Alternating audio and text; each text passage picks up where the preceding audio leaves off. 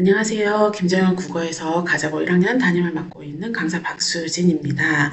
우리 친구들이 고등학교 입학해서 첫 시험을 치르느라 너무들 수고 많았고요. 중간고사 시험지를 토대로 출제 경향에 대해서 말씀드려 보도록 하겠습니다.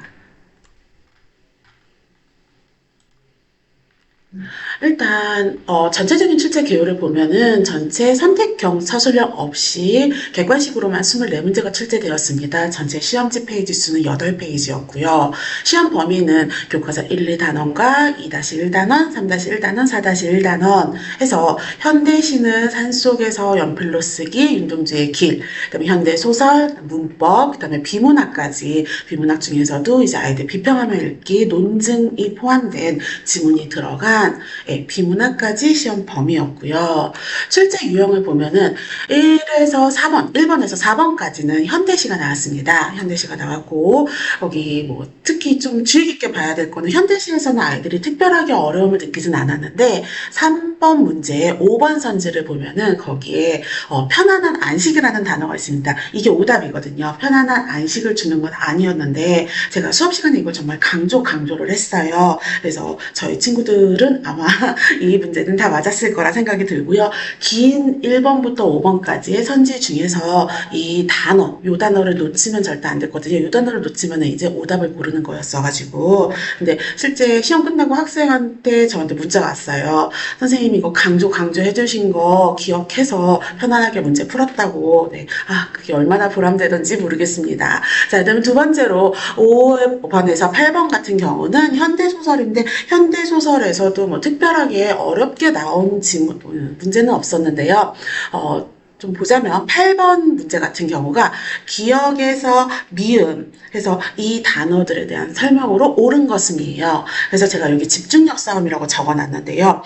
선지가 이렇게 나왔습니다. 기억은 에서 설명을 하고 그 다음에 니은은 디귿과 달리 디귿과 리을은 미음과 달리 이런 식으로 선지가 나왔기 때문에 친구들이 기억, 니은, 디귿, 리을, 미음이 정확하게 뭔지 모르면 정확하게 눈으로 확인하지 않으면 계속 앞장으로 왔다 갔다 해야 되는 그런 문제였기 때문에 제가 집중력 싸움이라는 표현을 썼습니다. 근데 제가 수업 시간에 친구들한테 기억에서 미음 이런 게 나오면 기억이 뭔지 니은이 뭔지 항상 옆에다 적어놓고 그걸 대입해서 선지를 읽도록 훈련을 시켰거든요. 그래서 그렇게 문제를 푼 친구들은 헷갈리지 않고 잘 풀었을 것으로 생각되고요. 그다음에 9번에서 11번까지는 3단원 현대시가 나와서 윤동주 작품입니다. 사실 윤동주 작품이 나왔기에 걱정을 좀 많이 했어요. 그래서 훈련을 좀 여러 방면으로 시켰거든요. 왜냐면은 윤동주 씨는 외부 지문으로 뭐 정말 범위가 너무너무 넓기 때문에 열심히 시켰는데 생각보다 아주 간단한 서시가 나왔고요.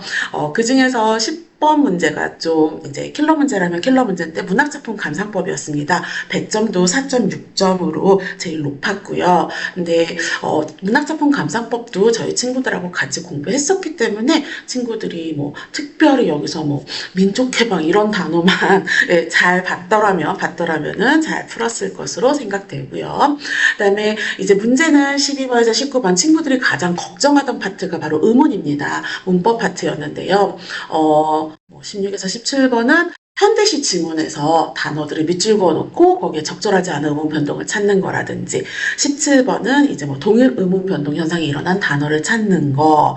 그래서 100점이 4.6점으로 좀 높았고요. 그다음에 17번, 19번 이런 문제들이 이제 배점이 좀 높았기 때문에 친구들한테 킬러 문항이라고 보일 수는 있는데 의문 변동에 대해서 전체적인 이해가 있었다면 어렵지 않게 풀었을 거고요.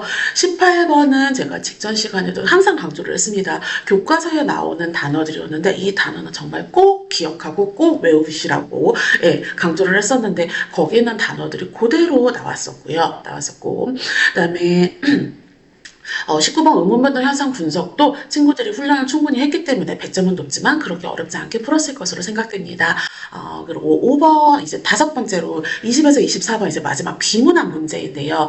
비문학 같은 경우는 이제 지문이 하나이긴 했지만 사실은 거기에 논증도 들어갔고 그다음에 그 논증 방법 이런 것들이 많이 들어가고 그래서 내용이 이렇게 복잡한 편이었습니다. 그래서 내용 파악이 되게 중요하다고 좀 강조를 했었는데 23번의 논증 방법 강조하던 거 역시나 출제되었고요. 24번이 친구들한테는 체감상으로 가장 어려운 문제였을 것으로 생각이 됩니다. 왜냐면 비문학인데 외부 지문이 연결돼서 나왔거든요.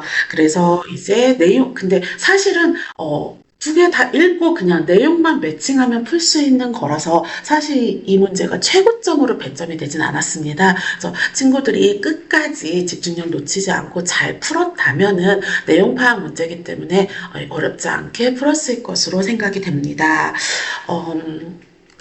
총평을 좀 말씀을 드리자면 일단 제가 생각한 난이도는 중난이도입니다. 중난이도인데 친구들의 평은, 그러니까 저 시험 끝나고 나서, 저희 물론 100점 친구들도 여러 명 있고요. 시험 끝나고 나서 저한테 이제 리뷰가 온 친구들이, 극과 극이었어요.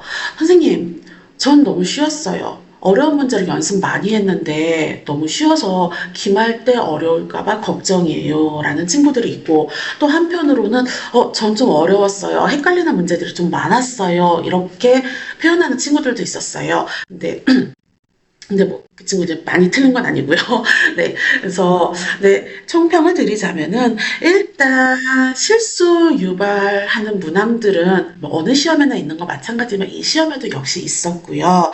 그리고 친구들이 이제 처음 개정 교과 첫 세대고, 그 다음에 고등학교 들어가서 보내는 첫 시험이기 때문에 아마 학교 측이나 학생들이나 쌍방 부담감이 굉장히 컸을 거예요.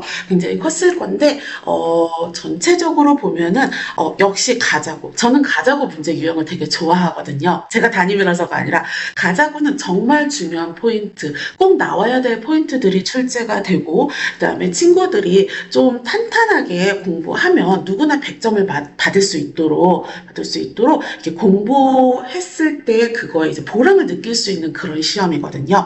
그래서 저는 생각보다 이제 꼭 나와야 될 문제들, 그 다음에 깔끔한 문제들, 이런 문제들이 나왔다고 생각을 하고요. 그리고 중요 포인트가 다 출제되기 때문에 열심히 공부한 친구들은 고득점을 받을 수 있었습니다. 이제 기말이 준비를 해야 되잖아요. 근데 친구들의 뭐 체감이 저기하긴 하지만, 이게 다르긴 하지만, 학교마다, 첫 중간고사는 조금 쉽게 내는 경향이 있습니다. 가자도 이번에 아주 쉬운 건 아니었지만 그래도 좀 쉬운 편이었어요. 꼭 나와야 될 것들, 그리고 제가 생각한 난이도보다도 조금 더 쉽게 나왔던 거라고 저는 생각이 듭니다.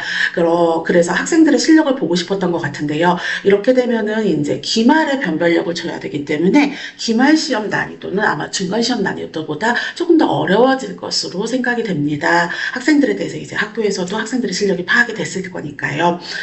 하지만 가자고는 겁먹을 게 없는 게 꼭 탄탄하게 개념 준비하고 그다음에 포인트 맞춰서 준비하면은 충분히 고득점 받을 수 있는 그런 내용들로 출제가 되기 때문에요. 학생들 또 열심히 해서 기말에도 고득점 받을 수 있도록 열심히 저도 같이 지도하겠습니다. 시험에서 제일 중요한 건 저는 학생들이 시험장에 들어갔을 때 모르는 게 없어야 되고 아이들이 자신 있게 풀어야 된다고 생각합니다. 잘 모르고 헷갈리고 그러면 더 긴장하게 되고 사고가 조금 더 이렇게 좀 막히게 되거든요. 그래서 학생들이 시험장에 들어가서 모르는 게 없게 공부하는 거, 자신 있게 이렇게 대비해주는 게 저의 내신 대비 목표인데요. 이번에 학생들의 리뷰를 받았을 때 저는 이제 친구들이 생각보다 쉬웠다, 공부한 것보다 쉬워서 편안하게 풀었다, 이런 리뷰 들어온 게 전 참 감사했습니다. 감사했고요. 기말에도 친구들이 자신 있게 문제 풀 수 있도록 조금 더 꼼꼼하게 모르는 거 없이 문제 풀 수 있도록, 그리고 탄탄한 개념기 학습을 할 수 있도록 지도하겠습니다. 감사합니다.